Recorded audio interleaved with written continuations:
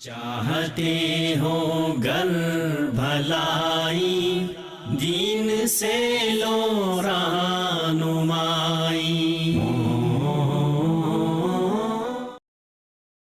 بسم اللہ الرحمن الرحیم۔ ناظرین کرام، السلام علیکم ورحمۃ اللہ وبرکاتہ۔ پیغام ٹی وی کا پروگرام رہنمائی، ہم حاضر ہیں آپ کی خدمت میں، اور میرے ساتھ تشریف فرما ہے جناب ڈاکٹر شاہد منیر، جو پاکستان کی علمی دنیا میں اپنا ایک نام رکھتے ہیں، اونچا مقام رکھتے ہیں، وائس چانسلر ہیں ینگ یونیورسٹی کے۔ آج کی اس نشست میں ہم ان سے آگاہی چاہیں گے، رہنمائی چاہیں گے کہ ہمارے ناظرین کو اور ہمیں یہ بتائیں کہ اسلامو فوبیا ہے کیا، اس کا پس منظر کیا ہے، اور اس کا سد باب کس طرح کیا جا سکتا ہے۔ ہماری خوش قسمتی ہے کہ جناب ڈاکٹر شاہد منیر نہ صرف یہ کہ علمی طور پر اس چیز سے اور اس اسلاموفوبیا کے پس منظر سے آگاہ ہیں، بلکہ تعلیم کے سلسلے میں ایک بڑا عرصہ جو ہے یہ یورپ میں گزار چکے ہیں، وہاں کے ماحول کو سمجھتے ہیں، وہاں کے رہنے والوں کے نفسیات سے بخوبی آگاہ ہیں۔ ناظرین کرام، اسلاموفوبیا، اسلام کا لفظ تو آپ سمجھتے ہیں، فوبیا در حقیقت یونانی کا ایک لفظ ہے، اس کا معنی ہوتا ہے ڈرنا، اور اسلاموفوبیا کا مطلب ہے اسلام سے نفرت یا مسلمانوں سے نفرت، اور فوبیا در حقیقت اس بیماری کو کہا جاتا ہے جو حقیقت میں نہیں ہوتی، انسان کے اندر کا خوف ہوتا ہے، خود ایک احساس لے لیتا ہے کہ اس طرح ہوگا اور پھر خود ہی اس سے ڈرنا شروع ہو جاتا ہے۔ بہرحال اسلاموفوبیا جو ہے وہ ایک اصطلاح بن چکی ہے، اور اس حوالے سے پوری دنیا کے اندر کام کیا جا رہا ہے، لکھا جا رہا ہے، پڑھا جا رہا ہے، سنا جا رہا ہے۔ فوبیا کا لفظ جو ہے یہ سب سے پہلے 1910 میں استعمال ہوا، بعد میں 1997 میں ایک برطانوی رائٹر تھا رونیمیڈ روسٹ، اس نے ایک کتاب لکھی تھی، اسلاموفوبیا اے چیلنج فار اس آل، اس سے پھر اس کو رواج ملا، اور آج کل یہ بہت زیادہ۔ ڈاکٹر صاحب، اسلاموفوبیا یہ ہے کیا اور اس کا پس منظر کیا ہے؟ ذرا اس حوالے سے کچھ رہنمائی فرمائیں۔ آپ نے جیسے یہ خود فرمایا ہے کہ اسلام کا خوف، یہ بنیادی طور پر ٹرم ہمیں یہ بتاتی ہے کہ اسلام سے خوفزدہ ہونا، اس کو آپ اسلاموفوبیا کہیں گے، اور یہ آج سے نہیں، اس کی تاریخ صدیوں پرانی ہے۔ جب آپ نے دیکھا کہ صلیبی جنگیں ہوئی تو صلیبی جنگوں میں عوام کو ابھارنے کے لیے چرچ نے اور کنگز نے، یورپ کے بادشاہوں نے اور یورپ کے جو چرچ تھا، انہوں نے مل کے اپنی عوام کو ایک خوف میں مبتلا کیا کہ اسلام ایک باربیرین مذہب ہے، یہ وحشیوں کا مذہب ہے، درندوں کا مذہب ہے، اس کے اندر کوئی ہیومن رائٹس نہیں ہیں اور کوئی انسانی قدریں نہیں ہیں۔ تو وہ اگر ان کو نہ روکا گیا تو وہ آپ کے اوپر حملہ آور ہوں گے، اور آپ کے مذہب اور آپ کے دین اور آپ کی روایات کے لیے خطرناک ہوں گے، اور آپ کو چوکوں اور چراہوں اور چرستوں میں قتل کر دیا جائے گا۔ تو اس لیے اگر آپ دیکھیں تو آسٹریا کے جو چرچ تھے، وہاں سے لے کر ہنگری اور پولینڈ، مشرقی یورپ اور مغربی یورپ، یہاں سے 6.5 لاکھ کی تعداد میں صلیبیوں کو جمع کر کے تو جو ہے بیت المقدس کی فتح کے لیے جنگیں کرائی گئیں، عراق کے اوپر حملے کرائے گئے۔ تو صلیب کے زیر یہ صلیب کے ذریعے، اور یہ ایک بڑا قدیم ایک ہتھیار ہے جو یورپی لوگوں کی نفسیات کے ساتھ ایک کھلواڑ کیا جاتا ہے، اور اس میں ماضی میں وہ چرچ استعمال ہوتا رہا یا استعمال کرتا رہا بادشاہوں کے ساتھ مل کے۔ اب چونکہ وہاں چرچ کا رول بالکل ختم ہو چکا ہے، سوسائٹی کے ساتھ چرچ ڈی لنک ہے، اور اس وقت اس کا ایک بڑا فگر ہیڈ سا ایک واجبی سا رول رہ گیا ہے۔ اب جو ہے جو رولنگ ایلیٹ ہے، وہ رولنگ ایلیٹ جس کے نمائندے بش تھے، جس کے نمائندے ٹونی بلیئر تھے یا دوسرے ان کے حکمران رہے، وہ ان کے سیاسی عزائم یہ ہیں کہ وہ ایک نیا ورلڈ آرڈر تشکیل دینا چاہتے ہیں۔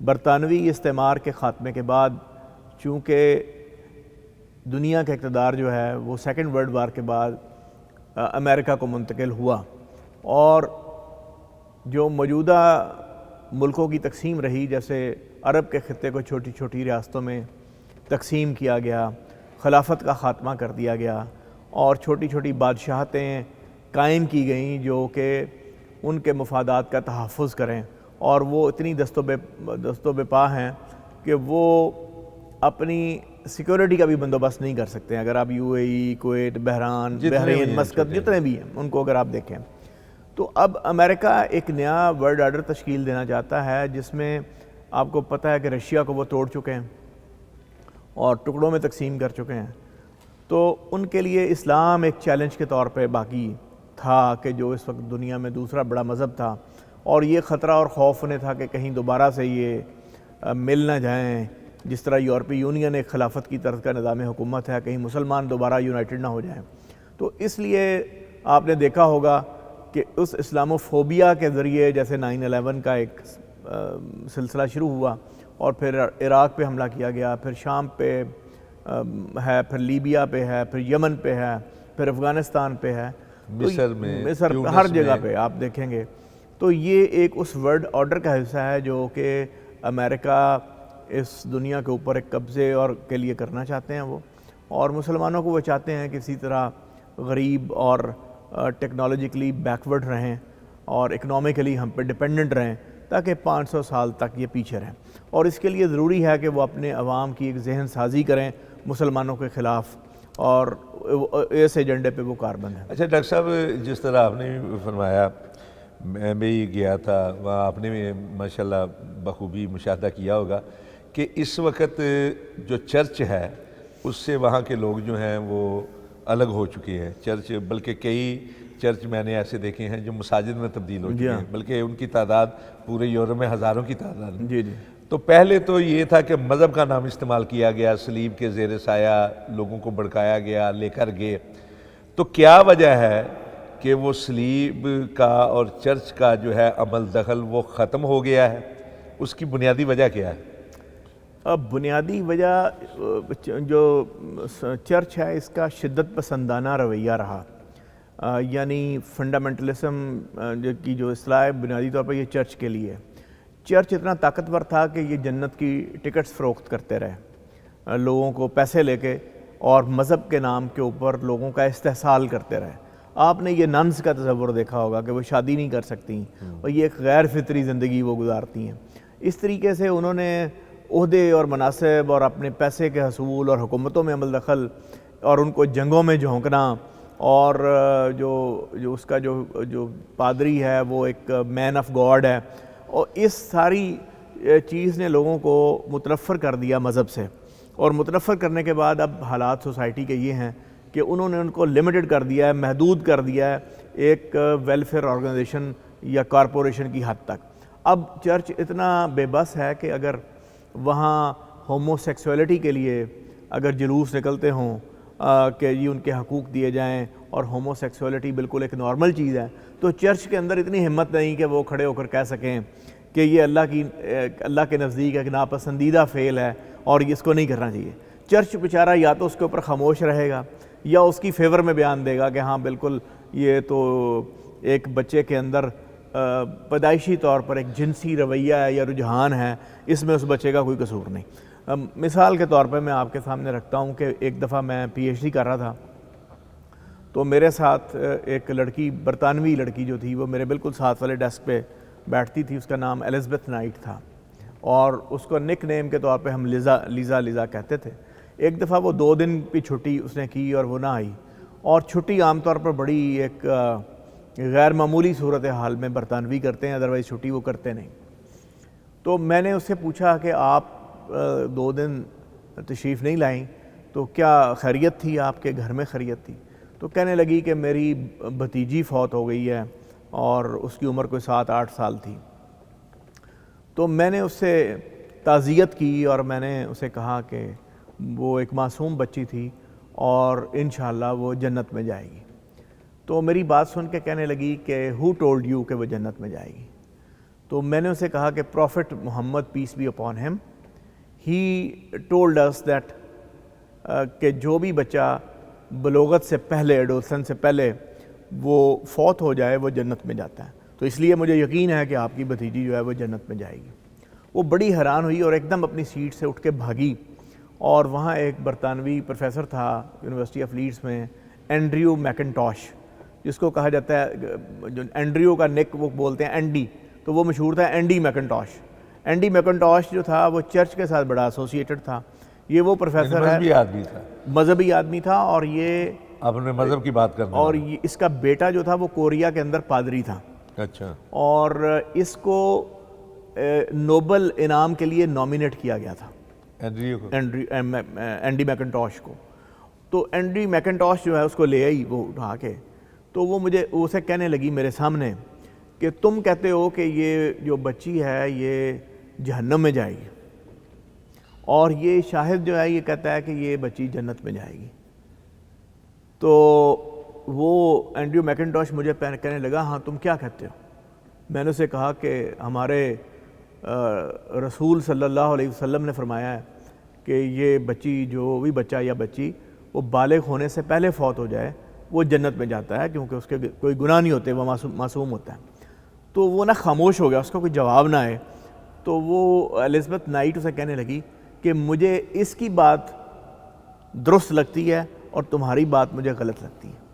تو یہ الزبتھ نائٹ کو ایک اسلام کا تعارف بھی تھا، اور یہ اسلامو فوبیا جو ان کے وہ شاید ایکسپیکٹ کر رہی ہو کہ میں اسے کہوں گا کہ جہنم میں جائے گی.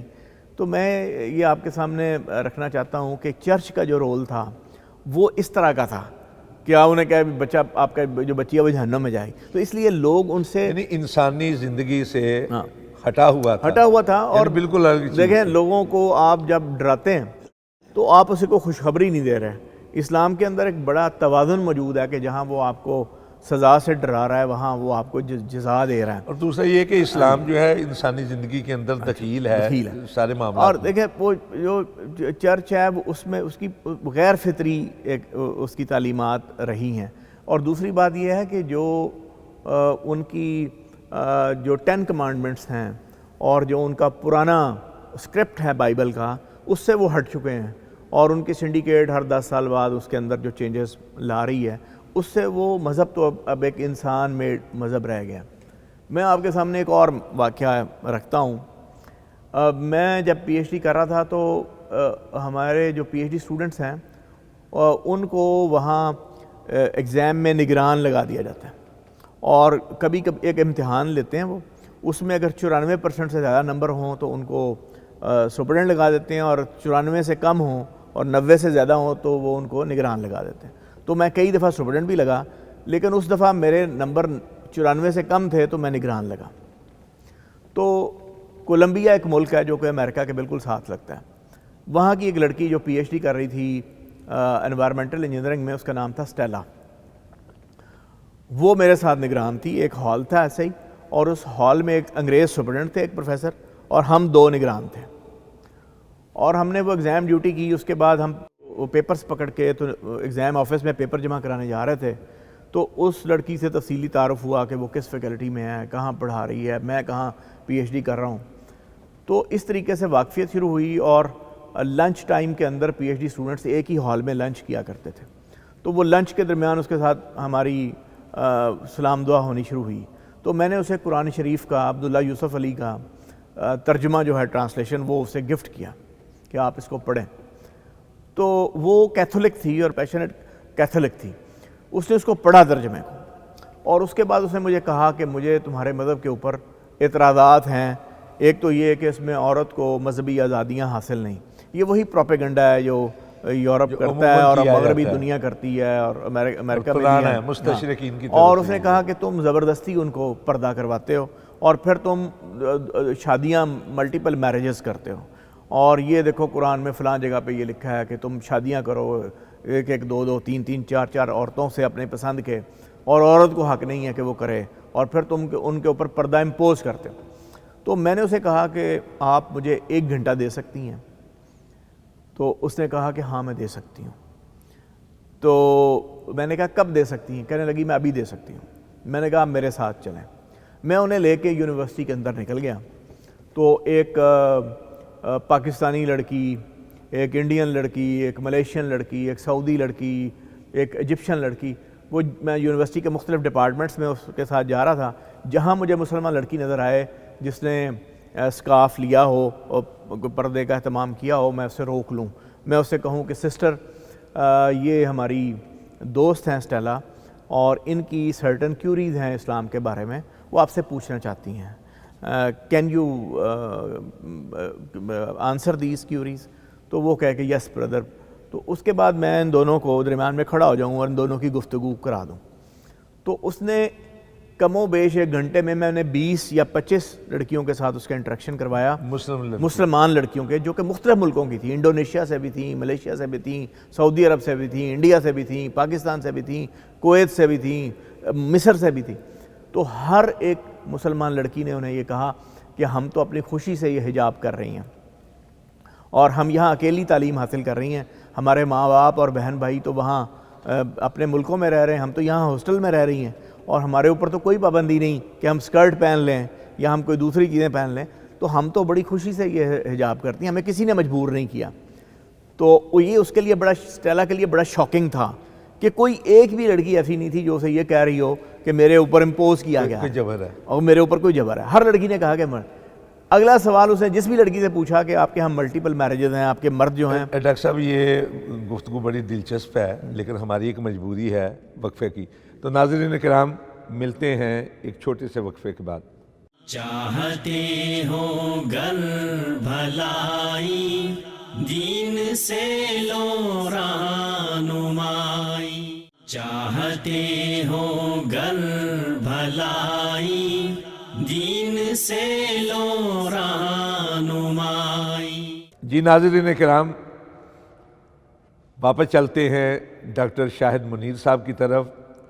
بڑی دلچسپ گفتگو ہو رہی تھی، برطانیہ کے اپنے مشاہدات اور تجربات سے ہمیں آگاہ کر۔ جی ڈاکٹر صاحب آپ۔ جی، اس اسٹیلا نے دوسرا کویسچن اس لڑکی سے، ہر لڑکی سے یہ پوچھا، مسلمان لڑکی سے، کہ آپ کے مرد جو ہیں ملٹیپل میرجز کرتے ہیں، 3 4 شادیاں کرتے ہیں، تو آپ کو ان کا ایک حرم ہے، آپ کو اس سے کوئی پرابلم نہیں ہوتی؟ تو ہر لڑکی نے پہلے تو ایک کہکہ لگایا اس حرم کے نام کے اوپر، اور 3 4 کے اوپر، اور پھر اسے بتایا کہ ہمارے والد کی ایک ہی شادی ہے، میرے بھائیوں کی ایک ہی شادی ہے، اور یہ اسلامی دنیا کے اندر 1% یا 1% سے بھی کم افراد ایسے ہیں جنہوں نے ایک سے زائد شادی کی ہوگی، اور وہ جو 1 سے زائد شادی کی ہوگی وہ بھی کسی سماجی مسئلے کی بنیاد پہ کی ہوگی کہ اگر کسی خاتون کے ہاں کوئی بچہ نہیں پیدا ہو رہا، اور پھر اس سے بہتر تھا کہ وہ اس کو طلاق دیتے اور اس کو معاشی طور پہ کسی اور کے رحم و کرم پہ چھوڑتے، تو وہ کی ہوگی۔ تو یہ 1% سے بھی کم اسلامی دنیا میں ایسے لوگ ہوں گے، ادروائز ہمارے سب کے گھروں میں ایک شادی۔ تو یہ اگین اس کے لیے بڑا شاکنگ تھا اسٹیلا کے لیے، جو کہ کیتھولک کرسچن تھی۔ اس ایکسرسائز کے بعد مجھے کہنے لگی، میں نے قرآن کا ترجمہ پڑھا ہے، یہ ہمارے اولڈ ٹیسٹمنٹ کے بڑا قریب ہے، بالکل اس سے ملتا جلتا ہے، اور ہماری 10 کمانڈمنٹس کے بڑا قریب ہے۔ تو میں نے اسے کہا، تو بس یہ ثابت ہوا کہ یہ دونوں کتابیں ایک ہی آتھر کی لکھی ہیں۔ کہنے لگی ہاں لگتا، کہتی ہاں لگتا ایسا ہی ہے۔ تو میں نے، لیکن پھر کہنے لگی کہ لیکن بڑا یہ ریجڈ ہے، اور بڑا اس میں جو ہے نا وہ ایک سخت قسم کی پابندی۔ تو میں نے کہا ایک چیز آپ کو، آپ سائنس کی طالب علم ہیں، تو جو ایک آتھر کتاب لکھتا ہے اور اس کا ایک ایڈیشن 625 سال کے بعد آتا ہے، کیونکہ یہ کتاب حضرت عیسیٰ کے 600 سال 625 سال بعد آئی، تو جو لیٹسٹ ایڈیشن ہے وہ زیادہ بہتر اور زیادہ لبرل ایڈیشن ہوتا ہے نا۔ اگر آپ یہ مانتی ہیں کہ ایک ہی آتھر کی ہے تو اس کا جو لیٹسٹ ورژن ہے اس کو آپ کو ماننا چاہیے۔ تو وہ اس کے اوپر لاجواب ہوئی۔ تو یہ ایک ایسا خوف ہے جو لوگوں کے دل میں پھیلایا گیا۔ چرچ کا جو شکنجہ ہے وہ تو ہو گیا، ختم، ٹوٹ گیا ہے، لیکن اعتراضات وہی ہیں اسلاموفوبیا کے پس منظر میں جو چرچ نے پیدا کیے تھے۔ تو آج کل جو ماحول ہے، چرچ سے الگ ہیں وہ لوگ، چرچ سے متنفر ہیں وہ لوگ، چرچ سے علیحدہ ہیں وہ لوگ، لیکن انہی اعتراضات کو لے کر وہ اسلام کے خلاف نفرت کا شکار ہو چکے ہیں یا نفرت پھیلا رہے ہیں۔ اور آج کل کون سے نئی چیزیں ہیں جن کو بنیاد بنا کر جو اسلام دشمن ہیں وہ خواہ ان کے کچھ مقاصد ہیں؟ میں آپ کو بڑا اس کی وضاحت کرتا ہوں۔ اب یہ کام جو ہے نا وہ میڈیا اور ان کی رولنگ ایلیٹ کرتی ہے۔ پاکستان کے اندر میڈیا جتنا آزاد میں نے پاکستانی چینلز کو دیکھا ہے، اس کی مثال دنیا میں نہیں ملتی۔ آپ مجھے بتائیں کہ عراق وار کے اندر کتنی رپورٹنگ ہے جو انہوں نے وار کے اوپر کی ہوگی، نیگلیجبل رپورٹنگ آپ کو ملے گی۔ اسی طرح میں ایک ایگزام ڈیوٹی دے رہا تھا تو ایک انگریز پروفیسر تھا، اس نے مجھے کہا تم کہاں سے آئے ہو؟ میں نے کہا پاکستان سے۔ کہنے لگا تمہارے ملک کی کوئی ڈائمنشن نہیں ہے۔ میں نے کہا کیوں، کیا ہوا؟ کہنے لگا کل تک طالبان کا سپورٹر تھا، جب امریکہ وہاں افغانستان پہ چڑھ دوڑا تو آپ نے یو ٹرن لے کے امریکہ کی طرف چل گئے۔ تو میں نے اسے پوچھا کہ آپ کے ملک کی کیا پالیسی ہے؟ آپ مجھے یہ بتائیے کہ 10,000 سال کی تاریخ میں کبھی افغانیوں نے انگلینڈ کے اوپر حملہ کیا؟ کہنے لگا نہیں۔ تو میں کہا آپ کا ملک کیوں وہاں حملہ آور ہے؟ آپ کا ملک امریکہ کے ساتھ مل کے اس کی غلامی میں بے گناہ مسلمانوں کا قتل عام کیوں کر رہا ہے انسانوں کا؟ تو اس کے پاس مجھے کہنے لگا کہ اگر ہم یہ نہ کرتے اور اس کے اتحادی نہ بنتے امریکہ کے تو وہ ہمیں مارتا۔ تو میں نے کہا تم ہمیں اتنا بیوقوف سمجھتے ہو، اتنا مائنڈ لیس سمجھتے ہو کہ ہم امریکہ کی مار کھائیں؟ ہماری امریکہ کے ساتھ کیا دشمنی ہے؟ ہماری تو اس کے ساتھ کوئی دشمنی ہے ہی نہیں، ہمارا وہ دشمن ہے ہی نہیں ہے، ہم اس سے کیوں مار کھائیں؟ تم یہ چاہ رہے ہو کہ ہم مار کھائیں اور آپ جیسا طاقتور ملک جو ہے وہ نہ کھائے۔ تو بات یہ ہے کہ اب یہ کام کر رہا ہے میڈیا۔ میڈیا کیا کرتا ہے؟ یہ کریں گے پاکستان کے اندر ونی کی کوئی رسم ہوئی ہوگی، کوئی کسی قبائلی علاقے میں فیصلہ ہوا ہوگا قتل کا، جس کے ہاں ہمارے ہاں جہالت ہے، اس کے اندر ایک پاکستان کے لوگ اس سے واقف نہیں ہوتے، وہ اس کو ایک ریپ کا کیس ہوا ہوگا، اس ریپ کے بدلے میں ایک پنچایت بیٹھی ہوگی، ایک جرگہ بیٹھا ہوگا، اس جرگے نے جہالت کی بنیاد کے اوپر ریپ کرنے والے کی ایک چھوٹی بہن 12 سال کی لڑکی دے دی ہوگی۔ اب وہ اس کو اٹھا کے اسلام کے ساتھ لنک کریں گے، مسلم سماج کے ساتھ لنک کریں گے اور بتائیں گے کہ یہ دیکھو کتنا باربیرین قسم کا مذہب ہے کہ وہاں یہ ہو رہا ہے، ٹھیک ہے؟ تو حالانکہ نہ اس کا ہماری ثقافت سے تعلق، نہ ہمارے دین سے تعلق، نہ مذہب سے تعلق، یہ تو ایک جہالت سے تعلق ہے نا، اس خطے کی ایک جہالت سے تعلق۔ تو ایسی مثالوں کو اٹھایا جائے گا اور ان کو وہاں پروجیکٹ کیا جائے گا اور یہ ثابت کیا جائے گا کہ یہ بڑے گھٹیا لوگ ہیں۔ اور دیکھیں مثلا کسی لڑکی کو یہاں اس کی پسند کی شادی نہیں ہوئی، اور یہ ہر سماج میں ہوتا ہے، تو اس کے بھائیوں نے غیرت کے نام کے اوپر قتل کر دیا ہے، تو اس غیرت کے نام کے اوپر قتل کو اٹھا کے وہ لے جائیں گے میڈیا کے اوپر، ایک رپورٹ شائع کر دی جائے گی۔ اچھا، اس رپورٹ کو جب وہ لوگ پڑھیں گے تو وہ کہیں گے کہ یہ مسلمان اس قسم کے ہوتے ہیں، اس طرح کے ہیں۔ کوئی جہالت کے اوپر مبنی ہمارے سماج کی کوئی ایشو ہوگا، اس کو اٹھایا جائے گا اور وہ اس میڈیا کے اندر پورٹری کیا جائے۔ مثلا چہرے کے اوپر تیزاب پھینک دیا کسی نے، اچھا اس کو ہائی لائٹ اور مسلمانوں کے ساتھ لنک کر دیا جائے گا۔ حالانکہ یورپ میں اور امریکہ کے اندر سٹیبنگ پہ بے شمار واقعات ہیں، آئے دن وہاں خنجر گھونپے جاتے ہیں، ریلوے اسٹیشن سے بندہ نکلا ہے خنجر، لیکن کبھی اسے کسی ریلیجن کے ساتھ یا کرسچینٹی کے ساتھ کبھی بھی اس کو لنک نہیں کیا جاتا۔ تو اب یہ کام جو ہے یہ میڈیا کرتا ہے، اور میڈیا جو ہے آپ کو پتہ ہے کہ آج کی جو کیپٹلسٹک اکانومی ہے اس کے اندر میڈیا ٹائکونز، بزنس مین ہیں، بینکرز ہیں، اور وہ بینکرز جو ہیں وہ فائنینسر ہیں ان پولیٹیشنز کے، اور ان پولیٹیشنز کا ایک ایجنڈا ہے نیو ورلڈ آرڈر کا، جس میں یہ آپس میں اتحادی ہیں، اور ان کے لیے اب جو چیلنجز ہیں وہ چین ہے، روس ہے، ابھرتے ہوئے بلاکس ہیں اور اسلام ہے۔ تو یہ ان کے خلاف اپنی عوام کی ذہن سازی کریں گے، تو کیوں کریں گے؟ اس لیے کریں گے کہ ان کے ٹیکس کی منی کو ان جنگوں میں استعمال کیا جا سکے اور وہ کویسچن بھی نہ کر سکیں۔ میں نے وہاں متعدد لوگوں سے یہ سوالات پوچھے، انگریزوں سے جو میرے دوستی کے حلقے میں تھے، کہ آپ کی یہ ٹیکس کی جو منی ہے یہ عراق کے اوپر کیوں استعمال کی جا رہی ہے؟ وہاں ویپن آف میس ڈسٹرکشن تو نکلے کوئی نہیں ہے، تو وہاں کیوں معصوم انسانوں کو قتل کیا جا رہا ہے؟ آپ اپنی حکومتوں کو کیوں نہیں کہتے؟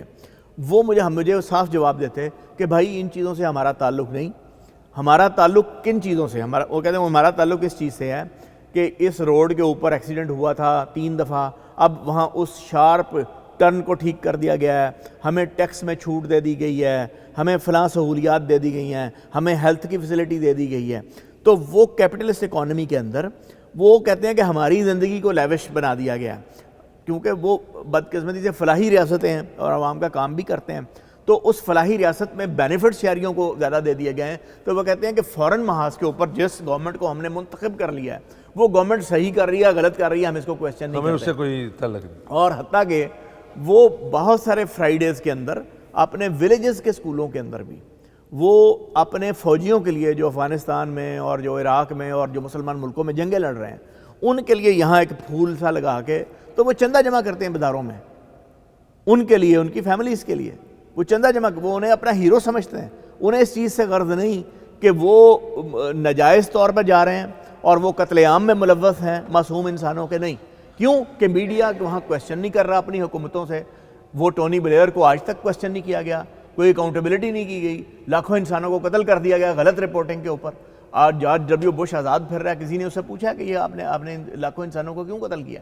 اس لیے کہ وہ اپنی عوام کی یہ ذہن سازی کرتے ہیں کہ یہ خطرناک لوگ ہیں اور یہ دہشت گرد لوگ ہیں اور ان کا دین جو ہے وہ دہشت گردی کے ساتھ ملوث ہے، اور اس میں ہماری حرکتیں اور ہماری جہالتیں ان کو مواد فراہم کرتی ہیں. اچھا ڈاکٹر صاحب، آپ کی ساری گفتگو سے جو تاثر ابھرتا ہے وہ یہ ہے کہ وہاں کے جو لوگ ہیں وہ صحیح طور پہ واقف نہیں ہیں، نہ اسلام سے نہ مسلمانوں سے. جی بالکل. انہیں ان کا میڈیا اور میڈیا کی پشت پر جو طاقتیں ہیں یا عناصر ہیں وہ انہیں گمراہ کرتے ہیں اور مسلمانوں اور مسلم معاشرے کے منفی پہلوؤں کو اجاگر کر کے ان کو متنفر کرتے ہیں، ان کی ذہن سازی کرتے ہیں. لیکن اس کے پیچھے کیا مقاصد ہیں ان لوگوں کے یا ان عناصر کے جو اپنے عوام کو ذہنی طور پر یرغمال کرتے ہیں، متنفر کرتے ہیں اسلام اور مسلمانوں سے؟ اس لیے کہ وہ سمجھتے ہیں کہ اسلام اور اسلامی دنیا ان کے کمپیٹیٹر ہیں. دیکھیں، مسلمانوں نے 800 سال تک دنیا کے اوپر حکومت کی ہے. مسلمان سپر پاور تھے، مسلمانوں کی خلافت تھی، مسلمانوں کے پاس تعلیمی برتری تھی، مسلمانوں کے پاس علم تھا. یہ پورا یورپ جو ہے یہ بغداد میں آتا تھا اور وہاں یہ پڑھتے تھے. اور ہماری کتابوں کو اب ابن الحسم کی کتابیں، ابو علی سینا کی کتابیں، جابر بن حیان کی کتابیں، ان کے تراجم کیے انہوں نے. حتیٰ کہ امام غزالی کی کتابیں، ان کے تراجم کیے، ان سے علم حاصل کیا، سائنس اور ٹیکنالوجی کو ڈیولپ کیا. تو انہیں یہ معلوم ہے کہ یہ 1.5 ارب کی تعداد میں مسلمان ہیں اور ان کو مضبوط کرنے کے لیے ان کے اندر ایک بائنڈنگ فورس، صرف ایک کلمہ کافی ہے کہ ان کا اللہ اور ان کا رسول، وہ ایک ایسی بائنڈنگ فورس ہے کہ وہ ان کو بائنڈ. اور آپ نے اسلامی دنیا میں ٹریول کیا ہوگا، میں نے بھی کیا. آپ دیکھیں گے کہ اسلامی دنیا کے عام افراد، عامۃ الناس کی سوچ بالکل ایک ہے.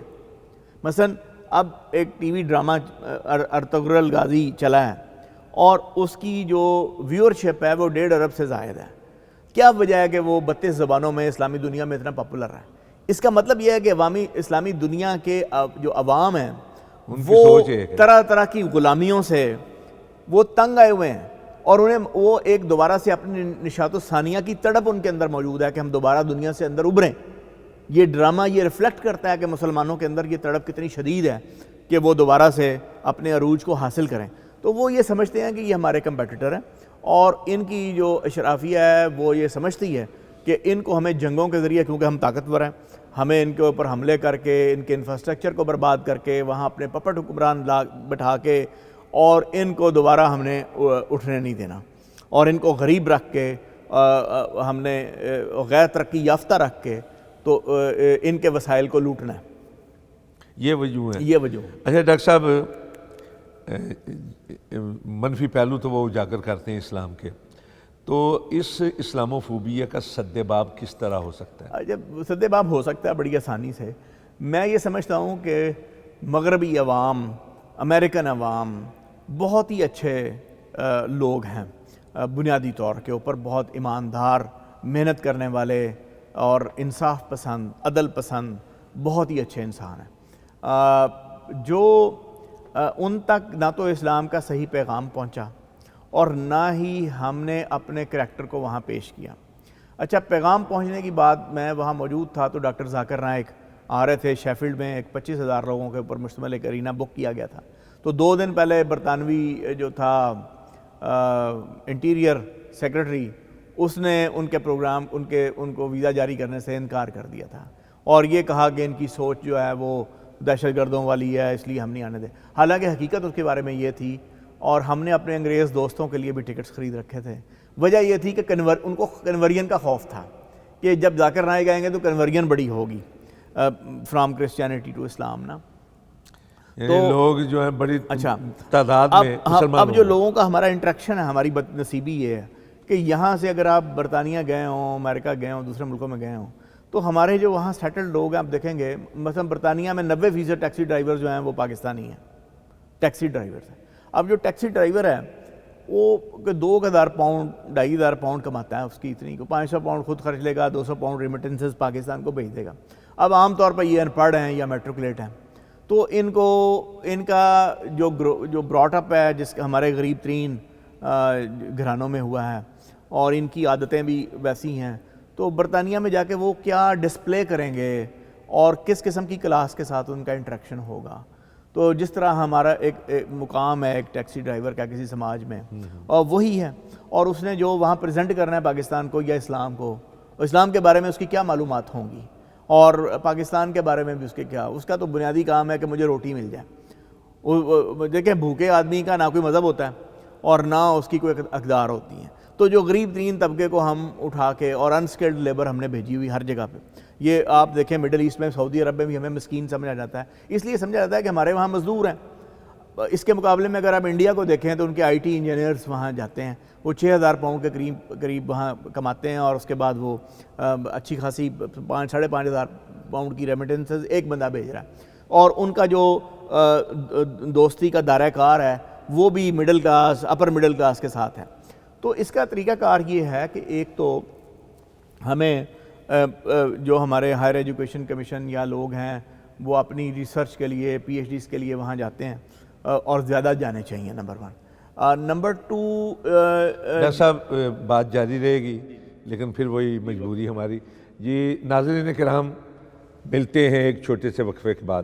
چاہتے ہو گر بھلائی، دین سے لو رہنمائی، چاہتے ہو گر بھلائی، دین سے لو رہنمائی۔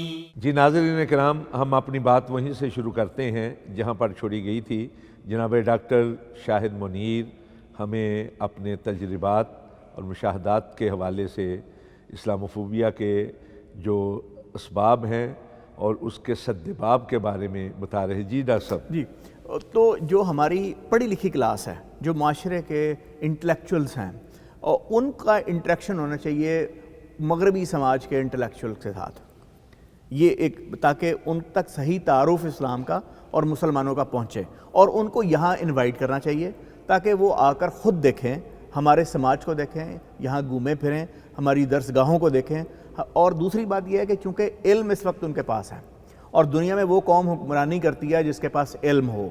جب مسلمانوں کے پاس علم تھا تو وہ حاکم تھے، آج امریکہ کے پاس اور یورپ کے پاس چونکہ ٹیکنالوجی ہے، سائنس ہے، اور انفارمیشن ٹیکنالوجی نے یہ بڑا آسان بنا دیا ہے کہ فلو آف نالج لیا جائے، اس لیے ان کے ساتھ آپ کی کولیبوریشنز ہونی چاہیے، تحقیق کی صاحب درمیان میں ایک بات آپ کی بات سے اپنا ذہن میں آ گئی ہے، یعنی وہ لوگ ناواقف ہیں علمی طور پر، ان کو آگاہ کرنا چاہیے۔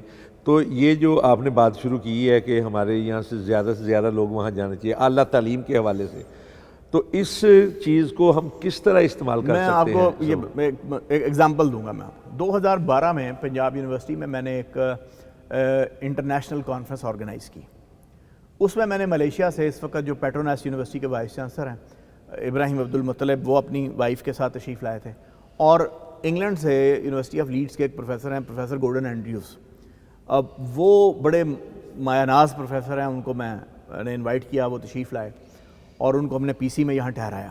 اب میں آپ کو اس کی عمدہ مثال پیش کرنے لگا ہوں۔ جب میں ان کو لے کے شہر کی سیر کے لیے نکلا، 3 روزہ کانفرنس میں ایک دن جو ہوتا ہے وہ ہم وزٹ کراتے ہیں، گھماتے پھراتے ہیں، تو جب وہ جی پی او کے پاس سے گزرے تو انہوں نے تصویر کھینچی، اور میں نے ان سے پوچھا کہ آپ نے کیوں تصویر کھینچی؟ تو کہنے لگے کہ اس کا آرکیٹیکچر جو ہے برطانوی ہے، اور مجھے بڑی خوشی ہے کہ آپ نے ان بلڈنگز کو اب تک سنبھال کے رکھا ہے اور آپ اس سے کام لے رہے ہیں۔ گورنمنٹ کالج کی بلڈنگ، ضلع کچہری کی بلڈنگ دیکھ کے بڑے خوش ہوئے۔ جب ہم یہ بھاٹی چوک میں پہنچے تو ایک اونٹ تھا اور اس کے پیچھے ایک ریڑھی تھی اور اس کے اوپر کتابیں لدی ہوئی تھیں، اونٹ گاڑی۔ اس کی تصویر لی تو میں نے بڑی شرمندگی محسوس کی کہ یہ پاکستان کا کیا امیج جائے گا۔ میں نے پوچھا پروف آپ نے یہ تصویر کیوں لی؟ کہنے لگے کہ کتنی ایکو فرینڈلی آپ نے ٹرانسپورٹیشن استعمال کی ہے۔ جب شاہی قلعے میں آئے تو انہوں نے 400 تصویریں لیں۔ میں نے ان سے پوچھا کہ آپ نے اتنی زیادہ تصویریں کیوں لی؟ کہنے لگے اس لیے کہ برطانیہ کے اندر جو فورٹ ہیں، جو کاسلز ہیں، یہ ان سے 20 گنا بڑا کاسل ہے۔ میں نے زندگی میں کبھی ایسا فورٹ نہیں دیکھا اتنا بڑا۔ پھر جب میں بادشاہی مسجد میں انہیں لے کے گیا تو مجھے کہنے لگے کہ یہ کتنے سال میں بنا ہے؟ میں نے انہیں کہا کہ یہ وہاں ایک تختی لگی ہے لیفٹ سائڈ کے اوپر، جب آپ بادشاہی مسجد میں لکھیں سنگ مرمر کی، اس پہ لکھا ہوا ہے کہ یہ 3 سال میں بنی۔ میں نے پڑھ کے انہیں سنایا کہ یہ 3 سال میں بنی، تو وہ حیران ہو گئے، کہنے لگے کہ کیا واقعی 3 سال میں بنی؟ دوبارہ پڑھیں۔ میں نے پڑھی تو 3 سال تھی۔ کہنے لگے لیورپول میں ہمارا ایک چرچ ہے جو بالکل اتنا ہی بڑا سٹرکچر ہے، وہ 100 سال میں بنا ہے۔ اچھا۔ اس کے بعد واگا بارڈر پہ ہم نے ان کو پریڈ دکھائی۔ پریڈ دکھا کے ہم واپس آ رہے تھے کہ ایک لڑکی غالباً اپنے بھائی کے پیچھے موٹر بائک پہ بیٹھی تھی، ٹانگ پہ ٹانگ رکھ کے، جیسے ہماری بچیوں کا ایک سٹائل ہے، اور شاید وہ کسی یونیورسٹی میں یا کالج میں امتحان دینے جا رہی تھی، تو وہ نا کتاب پڑھ رہی تھی، پیچھے بیٹھی موٹر سائیکل، تو انہوں نے فوراً کتاب اس کی تصویر کھینچی۔ میں نے پھر پوچھا کہ پروف آپ نے اس کی تصویر کیوں کھینچی؟ کہنے لگے کہ میں نے ایسی نالج لونگ نیشن کبھی نہیں دیکھی۔ پھر انہوں نے علم سے محبت کرنا، پھر انہوں نے CNG پیٹرول پمپ کی تصویر کھینچی۔ تو میں نے ان سے پوچھا کہ اس میں کیا ہے کہ آپ نے اس کی تصویر کھینچی ہے؟ کہنے لگے کہ یہ ماحول دوست فیول ہے، یہ پیٹرول اور ڈیزل سے کم دھواں چھوڑتا ہے اور گیسز خارج کرتا ہے، اور میں 20 سال سے برطانوی حکومت کو کہہ رہا ہوں کہ وہ CNG پمپس لگائیں، وہ کہتے ہیں یہ سیف نہیں، تو میں ان کو یہ دکھاؤں گا کہ پاکستان نے یہ کیا ہے۔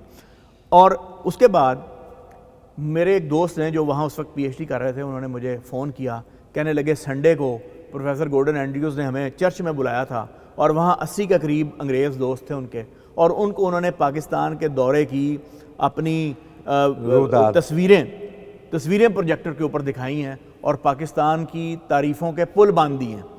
پھر میں 2 سال بعد وہاں کانفرنس، ایک میں آرگنائزنگ کمیٹی کا ممبر تھا، میں گیا تو پروفیسر گورڈن اینڈریو کے کمرے کے باہر تب بھی ایک بہت بڑی تصویر لگی ہوئی تھی جس میں ان کی اپنی تصویر، پاکستان کا جھنڈا اور برطانیہ کا جھنڈا تھا۔ تو جب آپ کا انٹریکشن ہوتا ہے، جب وہ آ کر خود یہ دیکھتے ہیں اور ہمارے تعلیمی اداروں کو دیکھتے ہیں، ہماری لیبارٹریز کو دیکھتے ہیں، ہمارے اسٹوڈنٹس کے کویسچنز کو آنسر کرتے ہیں، تو ان کو اب میں اگر کسی اسٹوڈنٹ کو ریفر کروں تو وہ فوراً اس کو ایکسیپٹ کرتے ہیں، کیونکہ انہیں پتہ ہے کہ پاکستانی اسٹوڈنٹس کی کیا کیپیسٹی، ہماری درسگاہوں کا کیا میں اگر وہ یہاں نہ آتے تو ان کے تصورات یہی ہونے تھے کہ دہشت گردی ہو رہی ہے، گولیاں چل رہی ہیں، بم پھٹ رہے ہیں، اور یہ بڑی ایک غیر ترقی یافتہ سی قوم ہے۔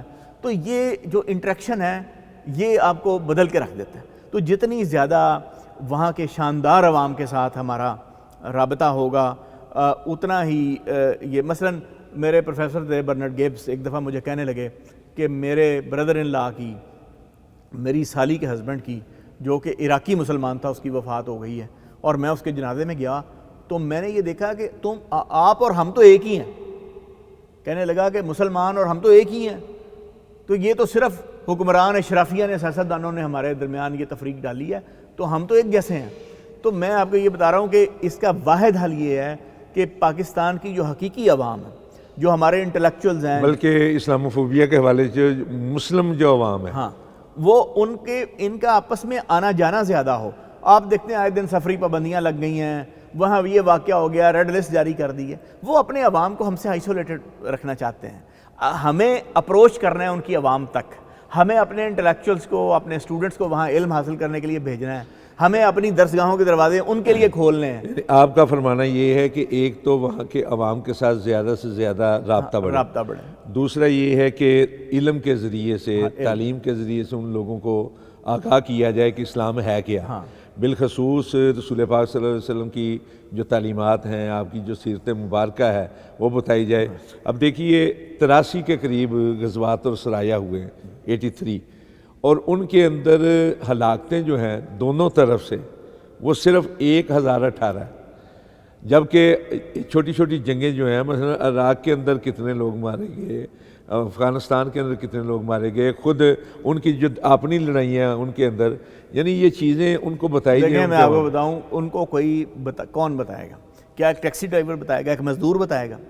میں نے وہاں اپنے انگریز دوستوں کے ساتھ جو کہ اکیڈیمیا کے پروفیسرز تھے، میں نے ان کو یہاں تک پوچھا ہے کہ کیا آپ حضرت عیسیٰ کو خدا مانتے ہیں؟ انہوں نے کہا ہاں مانتے ہیں۔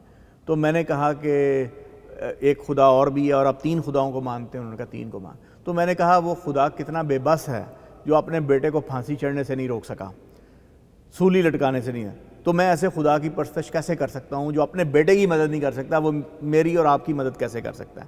اور ایک خدا جو پنگوڑے میں لیٹا جو ہے وہ پوٹی کر رہا ہے یا اس کے پیمپرز بدلے جا رہے ہیں، کہ کیا وہ خدا ہو سکتا ہے؟ اور اس طریقے سے جب آپ ان کو نبی کریم صلی اللہ علیہ وسلم کا تعارف پیش کرتے ہیں اور ان کے جو عالمگیر رسول ہیں، جو ان کی عورتوں کے بارے میں فرامین ہیں، جو انہوں نے خطبہ حجۃ الوداع میں فرمایا کہ اپنی عورتوں کے بارے میں رہیں، اور تم میں سے سب سے اچھا وہ ہے جو اپنے گھر والوں کے ساتھ اور اپنی خواتین کے ساتھ اچھا ہے، جس نے ایک ایسی عورت سے شادی کی جو کہ بزنس وومن تھی اور آج سے اتنے 100 سال پہلے، اور اس کی ملازمت اختیار کی۔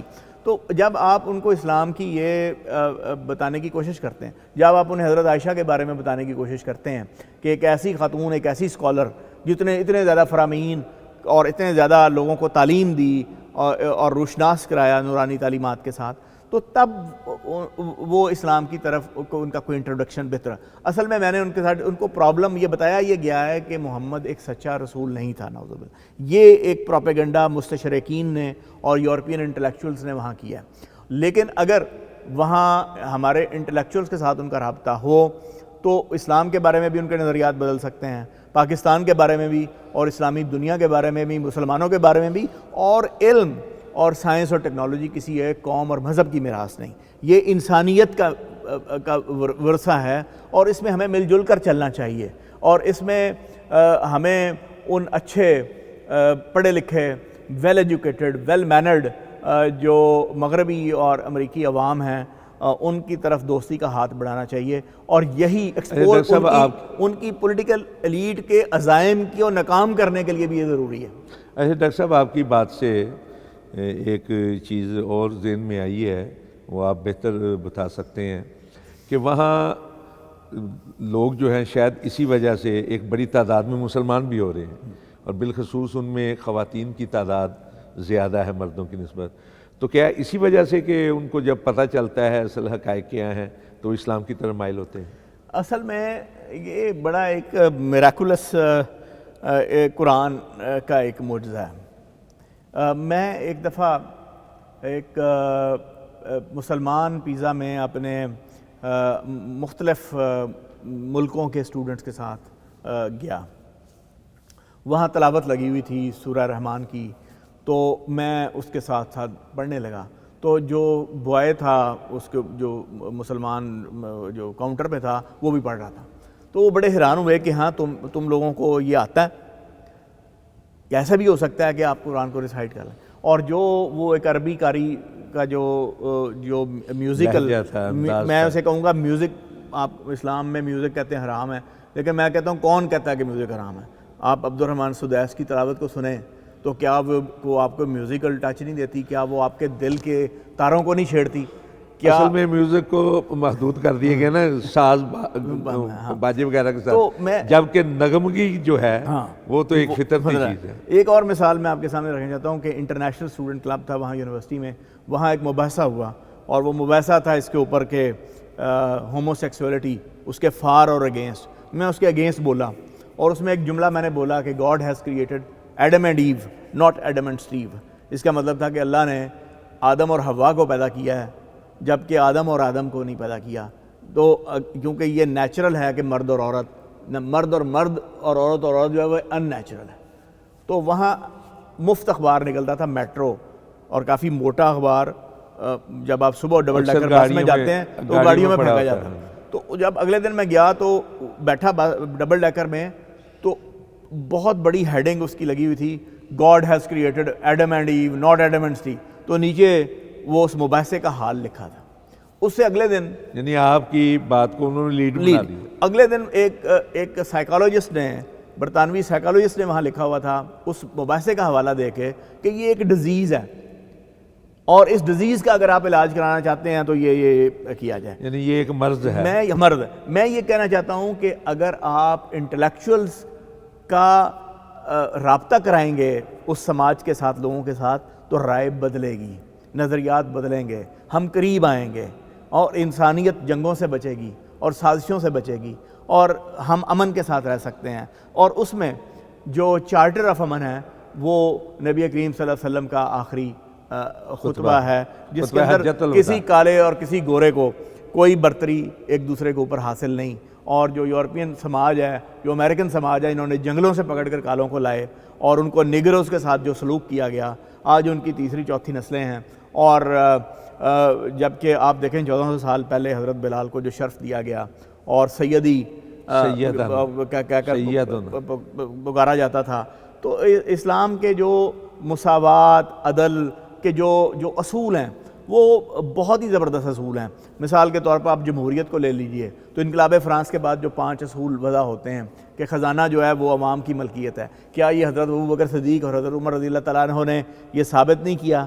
یا ان کے طرز حکمرانی نے یہ نہیں بتایا کہ یہ عوام کی ملکیت ہے؟ وہ تو اپنے چراغ کو بھی بجھا دیتے جب وہ ذاتی بات کیا کرتے تھے. وہ اپنی سیلری کو بھی اتنا ریڈیوس کر دیتے تھے اور وہ مزدور کے مطابق اپنی سیلری رکھتے تھے. تو خزانے کو، اور حضرت عمر نے کہا کہ اب وہ واقعہ بڑا مشہور ہے کہ آپ نے جو قمیض ہے اور تہمد ہے وہ کیسے لے لی جبکہ آپ کے حصے میں ایک آئی تھی. تو اکاؤنٹیبلٹی کا نظریہ بالکل یہ جمہوریت میں جو ہے وہ عین اسلامی ہے. جو لوگوں کی حکومت لوگوں کے لیے، کیا یہ اسلامی نہیں ہے؟ کیا مدینہ میں آنے جانے والے لوگوں سے نہیں پوچھا گیا کہ اس کے بارے میں آپ کی کیا رائے ہے؟ حضرت عثمان کے بارے میں جانے والوں کو نہیں پوچھا گیا کہ اس کے بارے میں کیا رائے ہے؟ تو یہ ہم جو جمہوریت نے، جو انسانیت نے صدیوں اور ہزاروں سالوں کے تجربات کے بعد جن نتائج پہ پہنچی، وہ وحی کے ذریعے سے ہمیں وہ اصول نبی کریم صلی اللہ علیہ وسلم کی ذات مبارکہ کے ذریعے ہمیں پہنچے. اصل چیز یہ ہے کہ آج جو چیلنجز ہمیں درپیش ہیں، ایک یہ کہ ہم علمی طور پر بہت کنگال ہیں اور علمی طور پر وہ قومیں بلند ہیں، اس لیے ہمیں ان کے ساتھ رابطے کو مضبوط کرنا ہی کرنا ہے. یہ ہماری ضرورت بھی ہے کہ ہم ان سے علم کو حاصل کریں. اور دوسری بات یہ ہے کہ ہم اپنے کردار کے ذریعے سے بھی یہ ثابت کریں کہ ہم ایک بہترین دین کے علمبردار ہیں. جی ناظرین کرام، جناب ڈاکٹر شاہد منیر بڑے خوبصورت انداز میں اسلاموفوبیا کے پس منظر، اس کے استعمال کرنے والوں اور بالخصوص اسلاموفوبیا کے سد باب کے جو ذرائع ہونے چاہیے ان کے حوالے سے گفتگو فرما رہے تھے. ہمارے پروگرام کا وقت چونکہ محدود تھا، ورنہ کئی اور پہلو ہیں جن پر گفتگو کی جا سکتی ہے. انشاءاللہ العزیز ہم امید رکھتے ہیں کہ ہم گاہے گاہے ڈاکٹر صاحب سے استفادہ کرتے رہیں گے، رہنمائی حاصل کرتے رہیں گے. آج کے ہمارے پروگرام کا وقت ختم ہوا چاہتا ہے، اجازت دیجیے، پھر ملیں گے انشاءاللہ العزیز. السلام علیکم ورحمۃ اللہ وبرکاتہ. راستے دشوار تر ہیں زندگی کے کارواں میں، کامیابی کامرانی چاہو گر دونوں جہاں میں، چاہتے ہو گر بھلائی دین سے لو راہ